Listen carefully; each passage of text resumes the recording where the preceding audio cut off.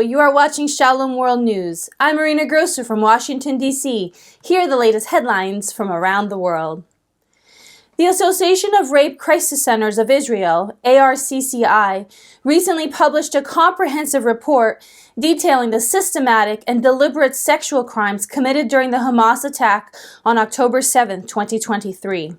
In the opening remarks of the Silent Cry report, Oret Sulitzianu, the executive director of ARCCI, underscored that while the report provides significant insight, there remains much to uncover, especially considering the common delayed disclosure of sexual assault during times of conflict. Overall, the report sheds light on the horrific sexual crimes perpetrated during the Hamas attack, emphasizing the urgent need for justice and support for survivors. Meanwhile, Israel intensified its bombardment of Rafah in Gaza's south, resulting in over a dozen casualties from a single family in an airstrike, as reported by residents. The health ministry of the devastated Palestinian enclave disclosed a death toll of 29,313 from the ongoing conflict. As the second anniversary of the Russian invasion of Ukraine approaches on February 24, 2024, the leader of Ukrainian Catholics in the UK has issued a call to keep Ukraine in mind during the Lenten season. Bishop Kenneth Nowakowski of the Eparchy of the Holy Family of London highlighted the struggles faced by Ukrainian families separated by the war, with many seeking refuge in the UK, while their loved ones remained in Ukraine to defend their homeland. Meanwhile, a report from watchdog group Forum 18 revealed the body of a Ukrainian priest, Reverend Stepan Podolchek, was discovered on a village street on February 15th. Podolchek, 59 years old, of the Orthodox Church of Ukraine, had disappeared 2 days after being taken away for questioning by Russian occupation forces in the village of Kalanchak. His body was found by a passerby and later identified by his wife. Evidence suggests signs of physical abuse and handcuff marks on Podolchek's body. On Wednesday, the Vatican's Dicastery for Evangelization released a guidebook on prayer.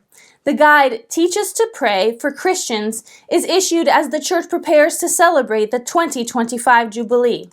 The title of the book is taken from the Gospel of Luke, chapter 11, verse 1. According to the press release, the booklet, inspired by the Pope's teachings, is an invitation to intensify prayer as a personal dialogue with God.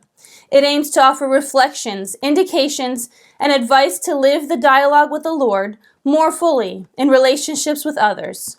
The guide comprises several chapters dedicated to different sections, including cloistered communities, catechesis, young people, and families.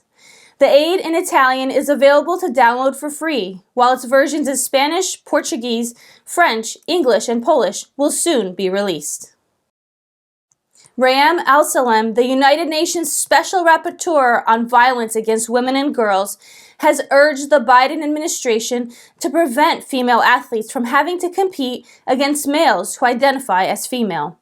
In the now public letter, Al-Salem highlighted concerns about proposed changes to Title IX of the Education Amendments Act of 1972, warning that permitting biological males to engage in female-only sports and sharing intimate spaces with them might lead to a loss of privacy, unequal treatment, sexual harassment, and mental distress.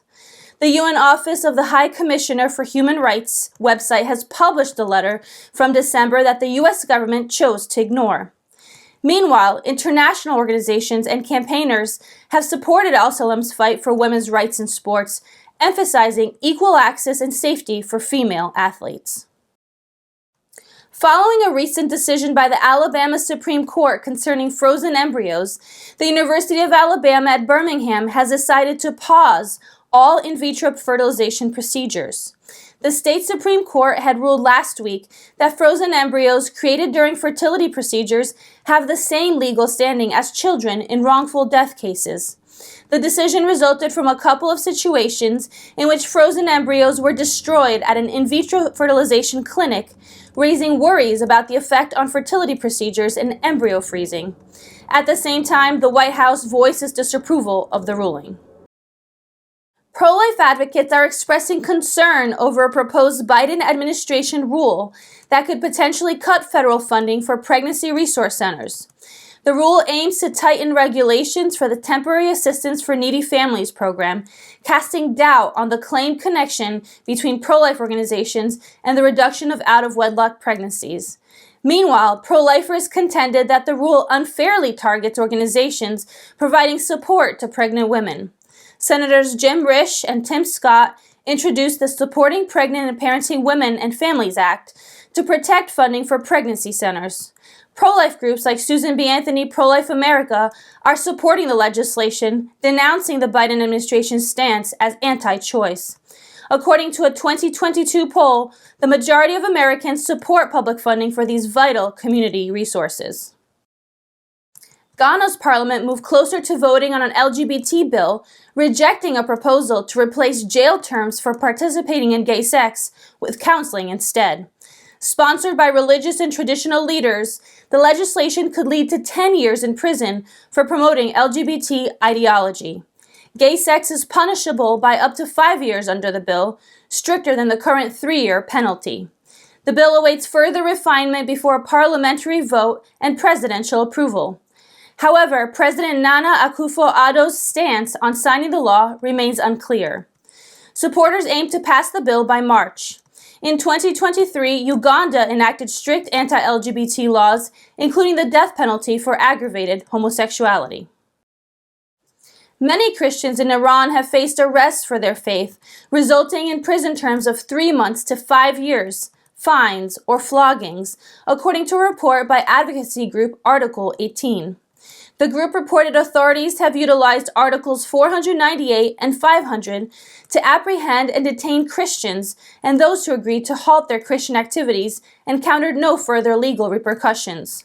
However, released Christians underwent further interrogation or were coerced to leave the country with reports of job losses orchestrated by intelligence agents. The report indicates that the majority of those detained were former Muslims, a significant segment of Iran's Christian community often singled out due to the absence of state acknowledgement. In Germany's Essen city, the authorities fined a taxi driver, alleging him of unlawful religious advertising for having a Bible quote sticker. The Road Traffic Authority of Essen sent a letter to the accused taxi driver, Jalil Mashali, in October 2023, arguing that the sticker was illegal according to an ordinance that applies to them. The sticker that read, "Jesus, I am the way, the truth, and the life," was found on his car's rear window. The Christian convert Mashali, a German resident for the past 22 years, refused to remove the sticker and countered that it does not constitute advertising.